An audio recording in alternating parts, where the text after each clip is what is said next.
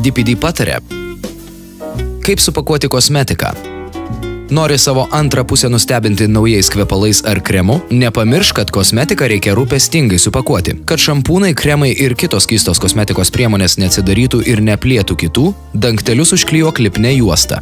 Ir kiekvieną iš jų įdėk į plastikinį, skysčių nepraleidžiantį maišelį. Kvepalus ir kitus stiklinius buteliukus rekomenduojame papildomai apvynioti burbuline plėvele.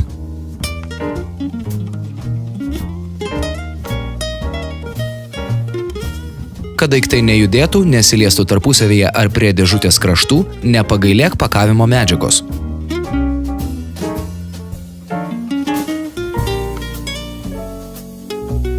Pačią dėžutę tvirtai apklijuok lipnia juosta.